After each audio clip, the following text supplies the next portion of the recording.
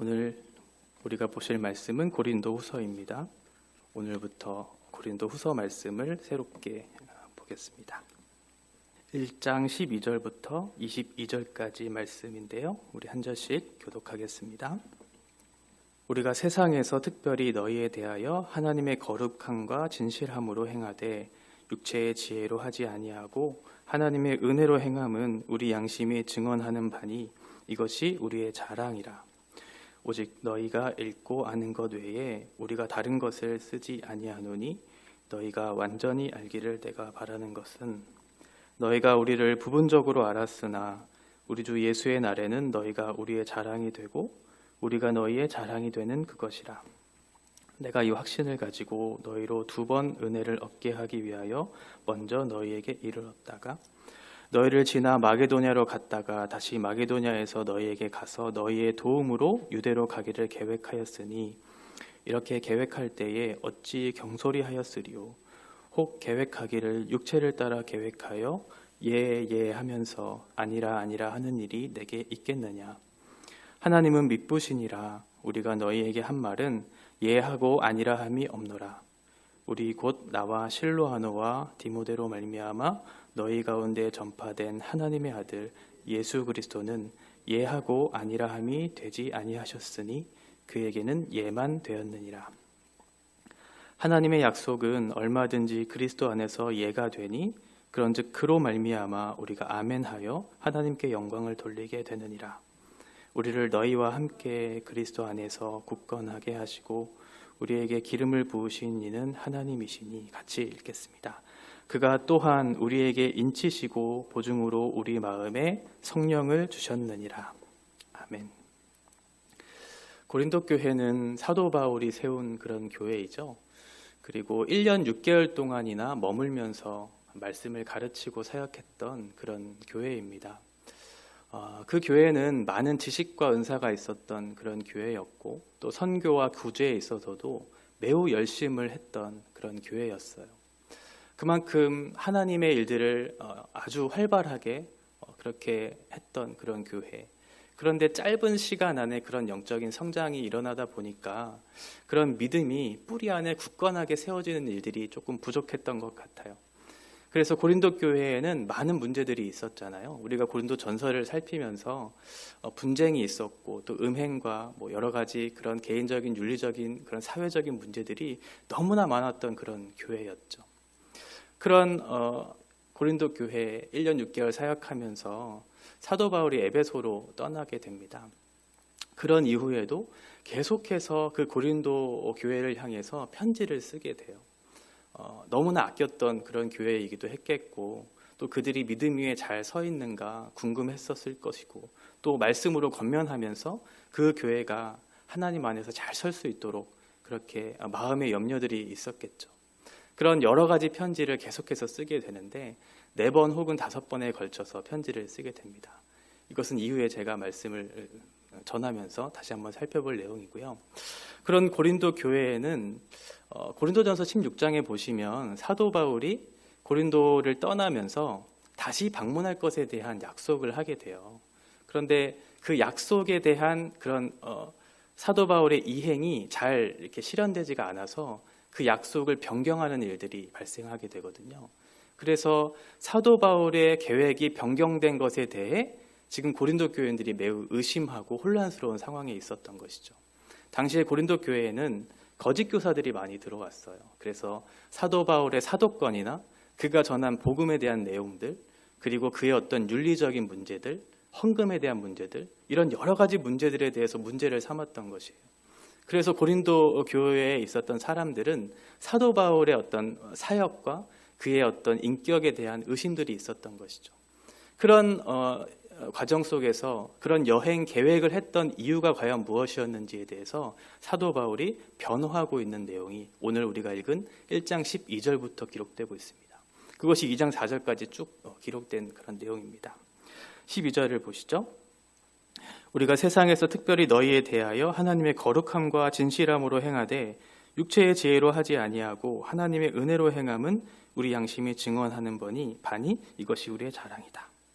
그런 어떤 여행 변경에 대한 사건에 대해서 그들이 왜 사도 바울이 이 약속을 지키지 않을까라고 하는 그런 의심, 거짓 교사들이 행했던 사도권에 대한 그런 문제들을 삼는 것에 대한 오해, 이런 것들 여러 가지들이 종합적으로 이렇게 생각되면서 사도 바울을 의심하게 된 것이에요. 사도 바울이 그러니까 그런 어떤 상황들 속에서 편지를 다시 한번 써야 했을 것이잖아요. 그런 어떤 자기의 어떤 여행 변경에 대한 변호들을 지금 하고 있는 것이죠. 이런 여행 변경은 나의 어떤 일시적인 어떤 감정적인 개인의 어떤 사익을 취하기 위한 그런 조치가 아니었다. 이건 육체의 지혜를 따라 한 것이 아니었음을 밝히고 있어요. 사도 바울이 나중에 두 번째 고린도를 방문했을 때 어려움에 처하게 되거든요. 그런 어려움 때문에 내가 이것을 변경했다라고 그렇게 너희들이 오해할 수 있는데 그렇지 않다라고 하는 것을 얘기하고 있는 거예요. 육체의 지혜로 내가 따라서 한 것이 아니라 이것은 하나님의 거룩하심과 진실함을 따라서 내가 행한 것이다. 이것은 하나님의 은혜로 말미암아 내가 행한 것임을 밝히고 있는 것이죠. 그래서 너희가 지금은 13절과 같이 14절과 같이 너희가 아는 것 외에 내가 다른 말을 한 것이 없다. 지금은 우리가 서로 부분적으로 알고 있어서 때로는 오해할 수 있고 우리가 이해의 정도가 그 지식의 정도가 부분적이기 때문에 서로를 오해할 수 있는 관계에 있겠지만 결국 주님의 날 그리스도 예수께서 이 땅에 오셔서 우리가 그리스도 예수 안에서 서로를 발견하고 그 안에 우리가 함께 만나는 그때에는 모든 것이 완전하게 다 드러날 것이어서 우리가 했던 그 모든 말과 이해가 되고 서로가 자랑이 되는 그러한 관계가 될 것이다 라고 하는 것을 밝히고 있어요. 12절부터 14절까지 이렇게 장황하게 자신의 말에 대해서 그것이 그리스도 예수 안에서 확증된 것임을 얘기하고 있는 것, 그렇게 진실한 마음을 전하는 것은 15절부터의 그런 사건에 대해서 자기가 했던 말에 대한 확실성이 나에게 있지 않고 그리스도 예수 안에 있다는 사실을 밝히고자 하는 그런 서론적인 얘기를 하고 있는 것이죠. 15절에 보시면 내가 이 확신을 가지고 너희로 두 번 은혜를 얻게 하기 위하여 먼저 너희에게 이르렀다가 너희를 지나 마게도냐로 갔다가 다시 마게도냐에서 너희에게 가서 너희의 도움으로 유대로 가기를 계획하였다. 우리가 고린도 전서를 살피면서 고린도 전서가 쓰여진 이전에 한 편지가 있었음을 우리가 배웠잖아요. 5장 9절에 보면 한 편지를 사도 바울이 고린도 교회에 썼던 그런 내용이 언급되어 있습니다. 그들이 어떤 부도덕한 사람들과 교제했던 것에 대한 권면의 말씀이었죠. 그리고 나서 썼던 편지가 고린도 전서예요. 그것이 이제 두 번째 편지죠. 사도 바울이 에베소로 떠난 이후에 고린도를 향해서 썼던 그 고린도 전서 편지는 자기가 정말 아꼈던 디모데 편으로 고린도로 그 고린도 전서를 보내게 돼요. 그 고린도 전서를 보내게 된 이유가 뭐냐면 글로의 집 사람들이 당시에 고린도에 있었던 수많은 문제들에 대해서 사도 바울의 조언을 구하고자 했던 것이죠. 고린도 교회에는 결혼의 문제, 또 우상에게 드린 어떤 재물의 문제나 또는 은사의 문제, 또는 헌금 등의 어떤 그런 문제들에 있어서 사도 바울의 조언을 구하고자 했던 것이죠. 그런 문제에 대해서 응답하기 위해 썼던 그런 편지가 고린도 전서인데 그것이 디모데 편으로 전달되어지고 이제 사도 바울이 궁금했겠죠. 그래서 디모데의 어떤 그런 편지를 전달하고 난 이후에 고린도 교회 상황들에 대해서 아마 듣고자 했을 거예요. 그런데 디모데를 통해 들었던 그 고린도 교회의 상황은 그렇게 좋지가 않았던 것이죠. 말씀드렸던 것과 같이 거짓 교사들의 어떤 잘못된 꾀임으로 인해서 사도 바울의 사도권이 왜곡되어지고 그가 약속을 지키지 않았던 것에 대한 것들로 인해서 그는 신뢰할 만한 사람이 아니다라고 그렇게 얘기하고 헌금의 문제에 있어서도 사적인 이익을 취하는 어떤 그런 여러 가지 문제들 때문에 사도 바울이 매우 곤란한 상황에 처해 있었던 것이죠. 그래서 고린도 교인들은 사도 바울을 오해했고 또 더 중요한 것은 무엇이냐면 사도 바울이 전했던 복음에 대해서 그들이 왜곡했다라는 거예요. 그가 얘기했던 복음의 순수성이 결여가 되고 그가 전했던 복음의 진실함이 파괴가 되는 그런 어려움들이 처하게 됐던 것이죠. 그런 어려운 상황들을 듣고 이제 사도 바울이 원래는 마게도냐를 거쳐서 고린도를 거쳐 예루살렘으로 가려고 하는 그런 여정이었어요. 그런데 그런 여정을 바꾸어서 먼저 마게도냐를 가지 않고 고린도로 가게 돼요. 고린도를 가게 되고 난 이후에 내가 마게도냐와 고린도와 예루살렘의 그 여정을 다시 한번 밟겠다라고 그렇게 계획을 수정하죠. 그래서 15절에 나온 것과 같이 너희로 2번 은혜를 얻게 하기 위하여라고 하는 그 표현이 나오는 것처럼 고린도를 2번 방문하겠다라고 하는 그런 계획을 변경하게 되는 것이죠. 그런데 그 만남이 그렇게 좋지만은 않았던 것 같아요. 고린도 교인들이 생각했던 사도 바울의 그런 모습이 내가 생각했던 그 사람이 아니었다라고 하는 그런 오해가 계속 들리니까 사도 바울이 고린도를 방문했을 때 별로 환영하지 않았어요.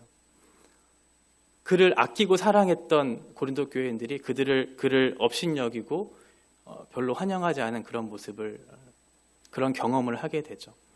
그런 사도 바울의 마음이 얼마나 아팠겠어요. 정말 1년 6개월 동안 그들을 사랑으로, 헌신으로, 희생으로 그렇게 섬기고 사랑했던 그들과의 관계가 너무나 그리워서 그들이 아파하는 소식을 들음으로 인해서 내가 고린도 교회에 찾아왔는데 그들의 반응은 너무나 냉랭했고 차가웠어요. 그래서 사도 바울은 원래의 계획, 고린도를 먼저 방문하고 마게도냐, 고린도, 예루살렘으로 가는 그런 계획을 했었잖아요. 그것들을 다 취소하고 에베소로 가게 됩니다. 그런 어려운 상황 속에서 사도 바울이 3번째 편지를 쓰게 돼요. 그게 오늘 우리가 읽은 이후에 나오는 2장 3절 4절 그리고 7장 8절부터 12절까지 나오는 사도 바울의 눈물의 편지라고 하는 그 3번째 편지가 나옵니다. 그 편지의 내용은 그것이에요. 그들이 속았던 거짓 교사들로부터 속았던 너희들의 오해와 너희들이 복음에 대한 이해가 잘못된 것은 그것은 내가 전한 복음과는 다른 것이다. 내가 사도로서 복음을 전한 것들은 진실한 것인데 너희가 어찌 거짓 교사의 그런 꾀임에 빠져서 속고 있느냐라고 하는 그런 잘못된 그들의 어떤 모습들에 대해서 권면하고 착한 마음으로 그렇게 다시 한번 편지를 썼던 것이죠. 그들이 돌아올 수 있도록. 그래서 그 편지를 받고 고린도 교회 성도들이 회개하고 하나님 앞에 돌아오는 일들이 생겨나요. 그러고 나서 쓴 편지가 고린도 후서예요. 그래서 고린도 후서 1장에 보시면 1장 3절부터 7절까지 보시면 위로라고 하는 말이 굉장히 많이 나오거든요. 서로를 보면서 그런 실패와 좌절이 있었지만 그런 고난 중에 있었지만 그럼에도 불구하고 우리가 다시 한번 회복해서 그렇게 돌아오는 것들에 대한 마음을 사도 바울이 표한 것이죠. 위로라고 하는 말이 무려 10번이나 그렇게 나오게 됩니다. 만약 사도 바울이 고린도 계획대로 원래의 계획대로 고린도를 방문했었을 때 상처를 안고 다시 한번 고린도를 방문했다면 그런 고린도 교회의 상황들을 보면서 그들이 잘못했던 것들을 보면서 다시 한번 방문했다면 아마도 사도 바울은 굉장히 그들을 정죄하는 또는 심판하는 그런 마음으로 그렇게 갖게 됐을 거라는 그런 마음이 이 본문 안에 담겨져 있어요. 왜 가지 않았느냐면 2장 1절과 2절에 보시면 사도 바울의 마음은 그런 거였어요. 그들이 아파하고 왜곡되고 오해하고 자신을 냉랭하게 대하는 그런 것들이 그것들로 인해서 내 마음에 근심하였다. 내가 만약 근심한 마음으로 다시 너희들을 방문하게 된다면 너희들에게도 그 근심을 안겨줄 수 있는 염려가 있기 때문에 내가 가지 않을 것이다 라고 그렇게 얘기해요. 계획을 수정한 것이죠. 그 이유는 1장 23절에 나왔던 말씀과 같이 너희를 아끼기 때문에 내가 가지 않은 것이다 라고 이렇게 얘기해요. 지금 거짓 교사들은 잘못된 것들로 그들을 속였잖아요. 그래서 사도 바울은 사실 거짓 교사들에게 다가가서 그들을 정죄하고 그들을 정말 그들과 싸우고자 하는 마음이 있었을 거예요. 그런데 그가 가지 않았던 것은 뭐냐면 그들을 아끼기 때문에 그랬던 것인데 만약 내가 거짓 교사들에게 그 말씀을 전하고 정죄하는 마음을 전했다면 너희들도 거짓 교사의 편에 섰던 너희들까지도 내가 정죄하는 꼴이 되니 내가 가지 않겠다라고 하는 것이죠. 물론 고린도 교회에 있었던 사람들은 매우 잘못하였어요.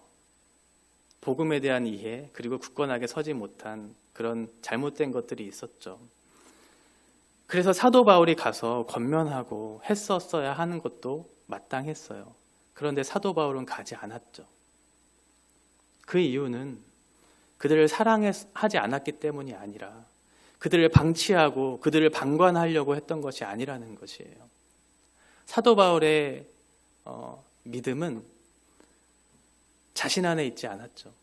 자신이 가지 않았던 근거가 20절에 있습니다. 20절에는 이렇게 얘기하고 있어요. 하나님의 약속은 얼마든지 그리스도 안에서 예가 되니 그런즉 그로 말미암아 우리가 아멘하여 하나님께 영광을 돌리게 되느니라. 사도 바울이 가지 않을 수 있었던 근거가 바로 이 안에 있었던 것이죠. 고린도 교회 사람들은 그리스도 예수 안에서 발견된 사람이었기 때문에 그래요. 하나님의 약속의 성취의 대상들이 되었던 그 사람들은 비록 지금 실수하고 있지만, 비록 우리가 보기에는 부분적으로 보기에는 실패하고 있는 것 같지만 그는 그리스도 예수 안에서 예가 되는 사람이다. 그리스도 예수 안에 있는 그 구원의 약속은 변경될 수 없다. 그들이 스스로 설 수 있도록 내가 기다리겠다라고 하는 그런 의도로 가지 않은 거예요. 내가 만약 갔다면 너희에게 화가 될 것이기 때문에, 너희에게 근심거리가 될 것이기 때문에 내가 가지 않을 것이다. 왜냐하면 하나님이 계시기 때문에 그렇다. 너희들은 그리스도 예수 안에서 발견된 사람들이기 때문에 그렇다라고 하는 것이죠. 21절과 22절, 우리를 너희와 함께 그리스도 안에서 굳건하게 하시고 우리에게 기름을 부으신 이는 하나님이시다.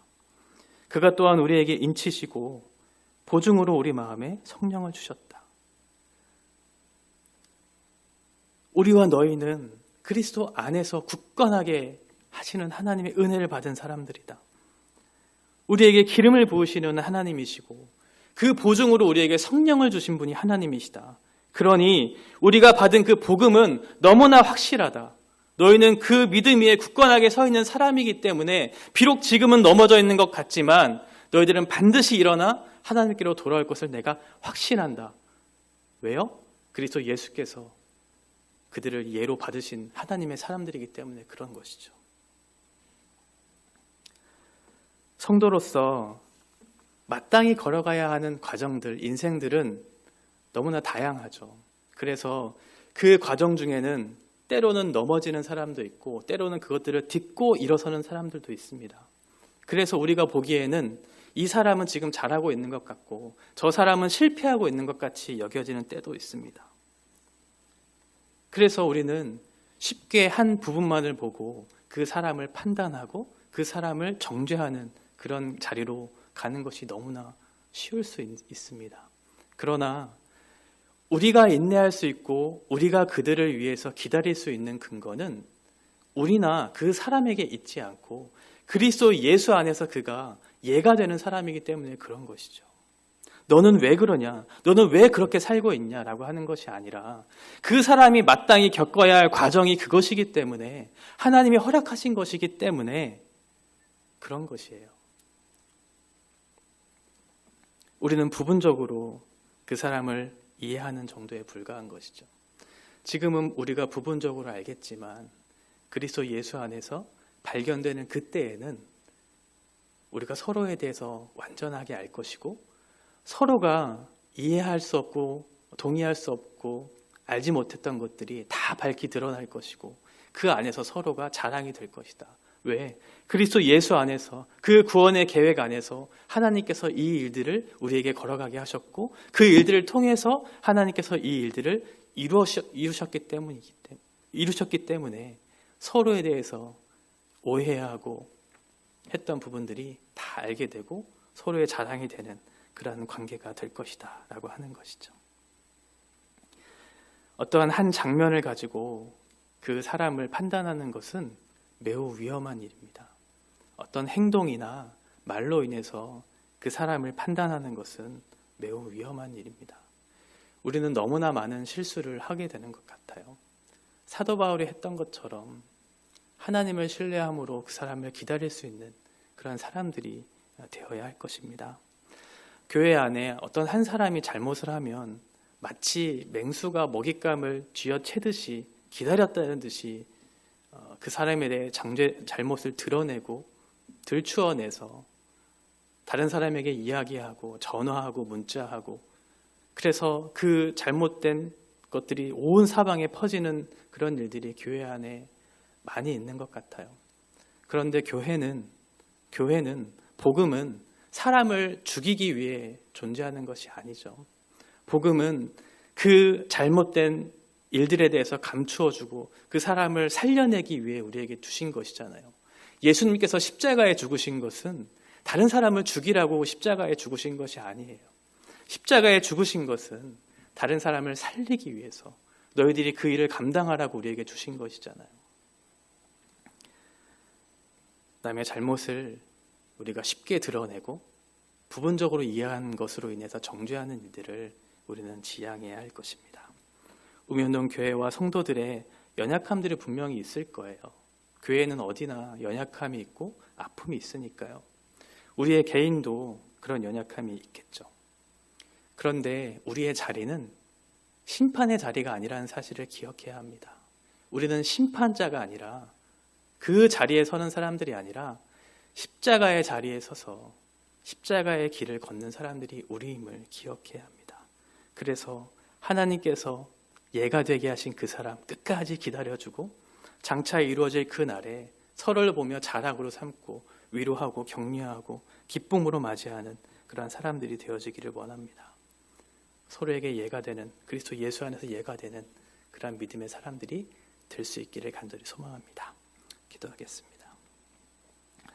하나님 아버지, 주님은 언제나 신실하셨습니다. 주님은 언제나 실패가 없으신 분이십니다. 그러나 우리의 믿음 없음과 우리의 연약함으로 주님을 왜곡하고 주님을 오해하고, 그래서 하나님께서 만드신 세상과 사람을 향해 비난과 화살과 칼을 꽂는 그러한 잘못된 일들을 우리는 너무나 많이 합니다. 하나님 아버지, 우리가 그리스도 안에서 발견된 사람들이라면 한 장면을 보고 한 행동을 보고 서로를 판단하고 정죄하는 일을 멈추게 하시고, 우리가 그리스도 예수 안에서 함께 지체된 사람들임을 기억하면서 함께 격려하고 덮어주고 희생하고 헌신하고 위로하며 이 믿음의 싸움들을 끝까지 걸어가므로 마지막 주님의 날에 우리가 함께 자랑하고 기뻐하는 그러한 공동체로 바르게 설 수 있도록 주님께서 인도하여 주시옵소서. 한 주간의 삶이 하나님 앞에 사라지는 인생이 되어지기 원합니다. 우리를 붙드시고 믿음의 길로 서게 하여 주시옵소서. 예수님의 이름으로 기도합니다. 아멘.